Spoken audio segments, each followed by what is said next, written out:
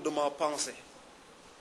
Je ne peux pas, donc, pour faire tirer les conclusions de la rencontre,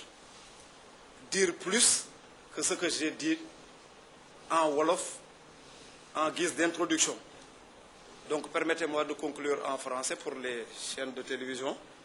et peut-être pour la presse, parce qu'ils ont besoin d'avoir des éléments et en langue nationale et en français, évidemment, qui est la langue officielle de notre pays. Donc, nous sommes arrivés au terme de ce CRD consacré à la préparation du Magal de Touba, édition 2012. Cette réunion s'est tenue en présence d'une forte délégation venant de Touba, conduite par Serigne Mohamedoul Bachir Mbaké, plus connu sous le nom de Serigne Bachir Abdou Khadr, représentant le Khalife général des Mourides, Serigne Cheikh Sidi Mokhtar Mbaké, en présence de tous les responsables régionaux de la sécurité, en présence naturellement du commandement territorial, des maires des communes, du président du conseil rural de Touba Mosquée et de tous les chefs de service qui composent le CRD de Diourbel. J'ai souvent l'habitude de le dire que le Magal de Touba est un événement de dimension internationale. Sans doute l'événement religieux qui draine le plus grand nombre de fidèles après le pèlerinage au lieu saint de l'islam. C'est la raison pour laquelle notre rencontre de ce matin a été l'occasion pour le CRD de faire un large tour d'horizon, sans complaisance, de toutes les questions susceptibles d'impacter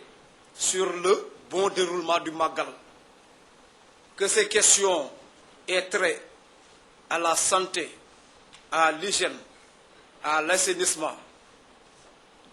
à l'électricité, à l'eau, à la sécurité, à la circulation, au transport routier, au transport ferroviaire, à la situation des enfants perdus à l'occasion du Magal, le problème des laissez-passer, le problème de la télécommunication. Bref, je crois qu'aucune question n'a été laissée en rade. Elles ont été toutes abordées en profondeur et sans complaisance. Et tous les chefs de service qui composent avec moi le CRD de Diourbel ont pris l'engagement de ne ménager aucun effort pour jouer honorablement leur partition à côté du comité d'organisation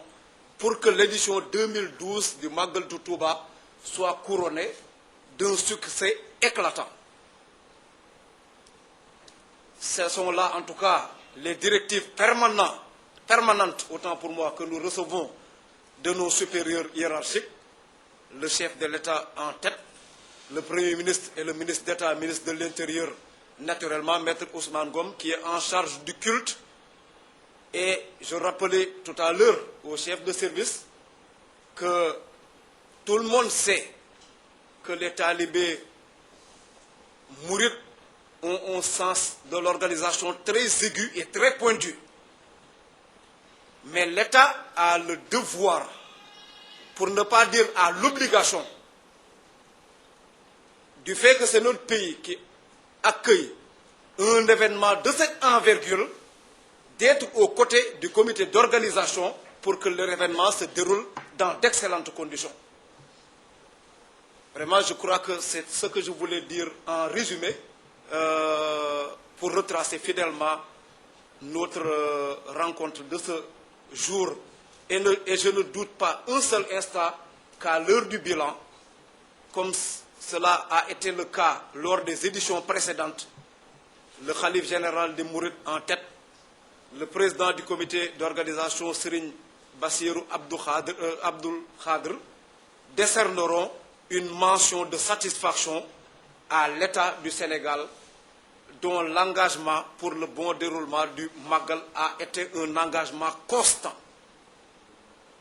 loolu laa bëggoon wax donc pour tëj waxtaan bi yaakaar ne li ma waxoon sànq ci wolof ji ubbi kàddu gi mënuma wax lu ko raw màggalu Tuuba gannaaw aji Makka mooy événement bi nga xam ne bii ci réewu l'islam yi moom mu ëpp ci doomu aadama yu fiy daje ma ni loolu sag la pour ñin sunu réew bi nga xamee ni bii fii la Serigne Touba bokk fii la wooteem boobu wax naka taalibe màggalal bis boobu naam ñépp xam na ni que mbirum Touba moom barigo mbartal la ni ko taalibe yi waxee ku ci jàpp mu dem ku ci jàppul mu dem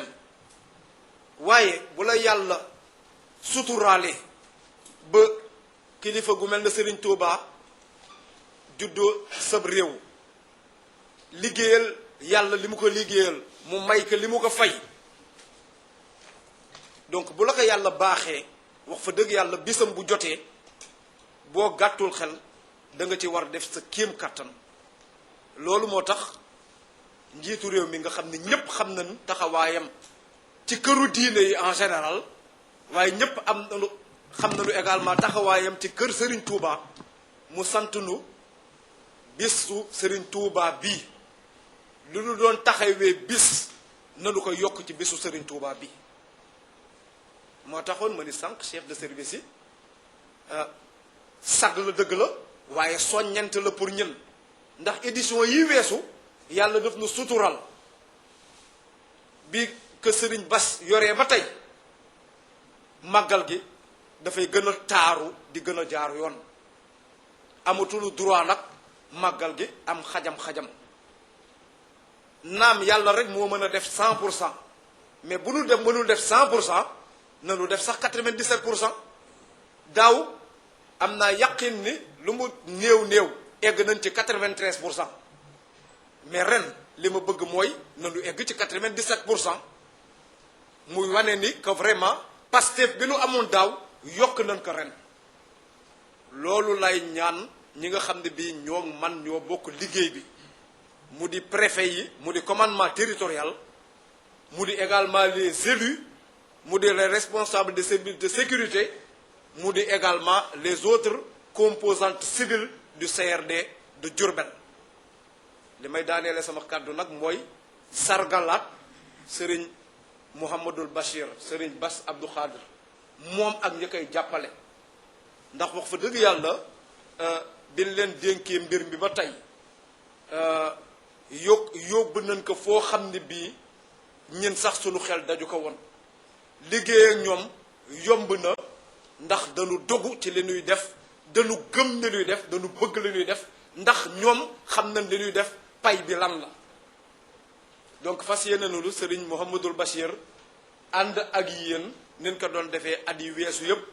pour que édition wu 2012 wu màggalu Touba bii nga xam ne bii incha allahu au mois de janvier 2010 la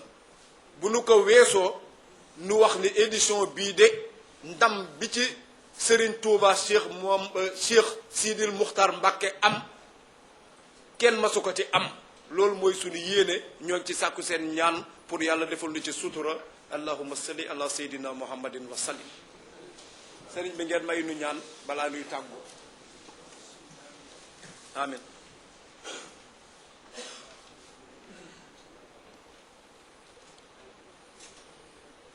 Amin. Jërëjëf, merci beaucoup. La séance est levée.